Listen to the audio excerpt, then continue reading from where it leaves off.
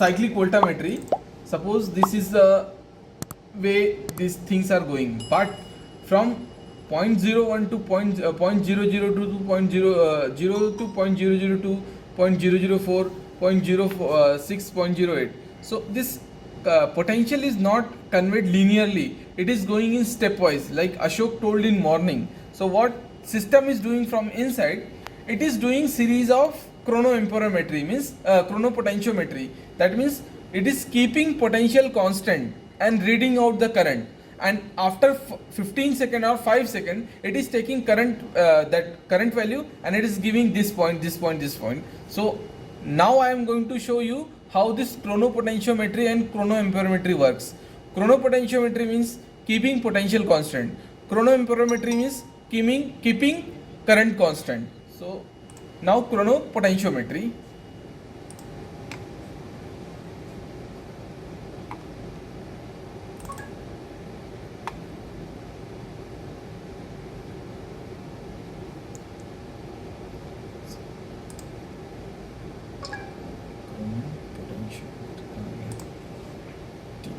Apply current कितना है?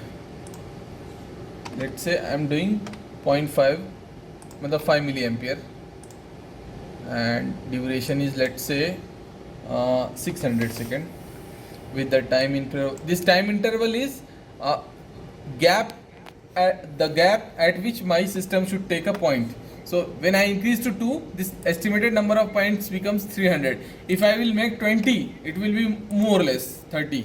If I will take 0.1, it will be higher, right? So likewise, interval time says on how much time I should capture a voltage, this data, means here voltage. Cut off.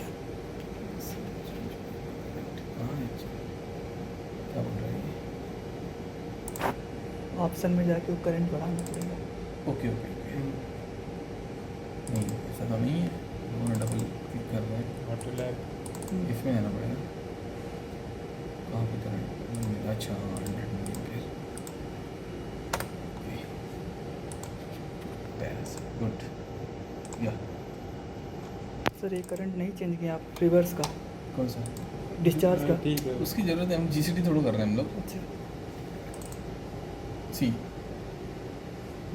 this one is a true chronoamperometry current. This one was relaxation time 5 seconds. Okay, now your experiment has started. This is chronopotentiometry.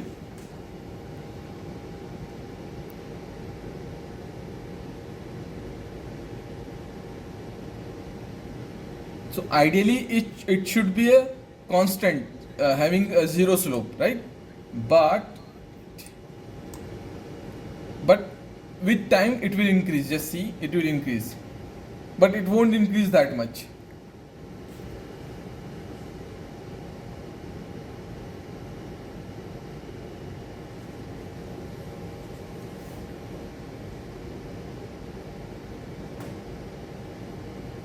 See, from in cyclic voltammetry, what system does? After 10 seconds, it takes this point and gives you a single point here. This each point on this curve correspond to one curve like this, up to 20 or 15 second.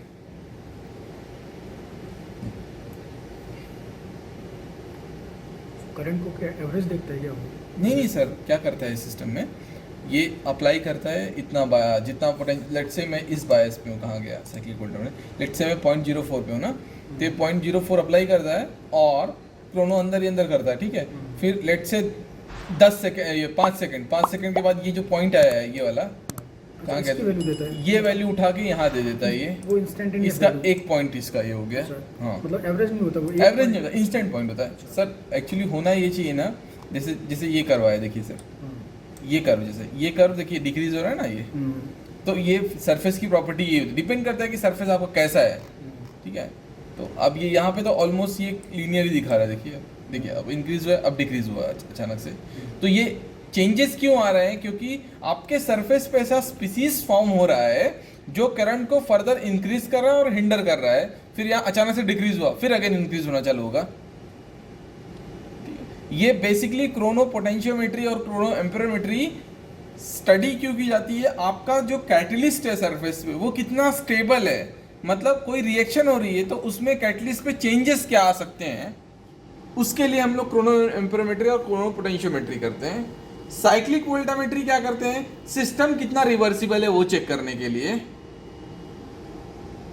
कितना second दिया था मैंने इसको, 600 second दिया था क्या, 600 second 10 minute. Okay कोई नहीं, तो the current will come like this only. Now we will see chrono amperometry. बंद कर दें इसको कि चलने दें, कम कर दें, बंद कर दें। अच्छा पैरेलल में दोनों हो सकते हैं, क्रोनो पोटेंशियो और डिफरेंट चैनल पे सर, एक चैनल पे नहीं हो सकता है, डिफरेंट चैनल पे सर हो सकता है।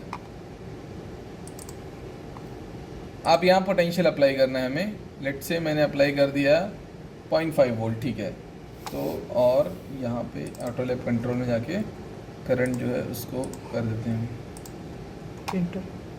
ये ले भैया,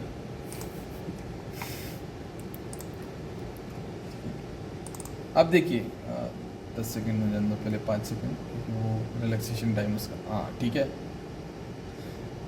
अब देखिए ध्यान से आप एक चीज़ कि ये ऐसे क्यों आ रहा है भाई, करंट डिग्री, अच्छा टाइम बहुत कम दिया था हम लोगों ने, ओह सॉरी हमने रिकॉर्ड सिग्नल ध्यान ही नहीं दिया था इस पर। रिकॉर्ड सिग्नल हमको रखना चाहिए था लेट से 200 सेकेंड, ठीक है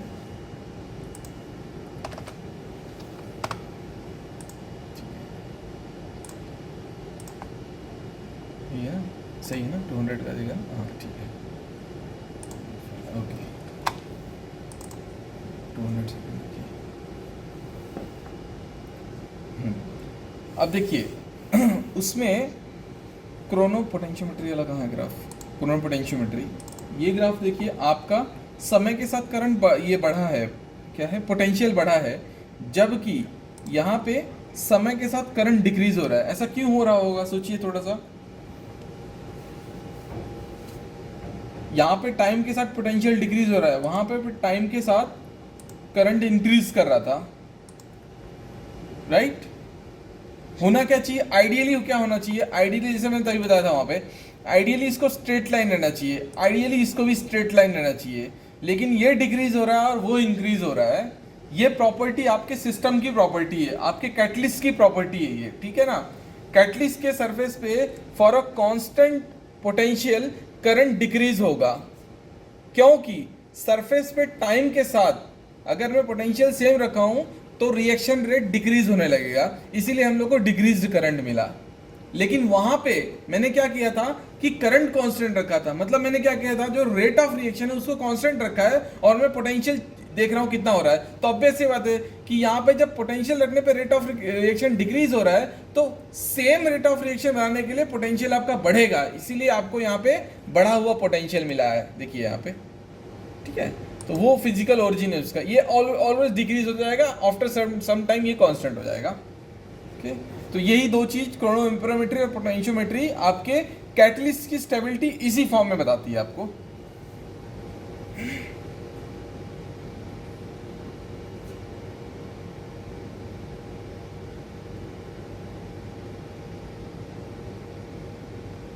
टैफल का भी हुआ है क्या शेड्यूल, टैफल का शेड्यूल दिया है हम लोगों ने कि यही बता दें अभी, देख लेता हूँ मैं। देखो सर टैफल दिया है कि नहीं है, नहीं तो अभी टैफल बता देता हूँ, हमको लगता है कल ही होगा टैफल,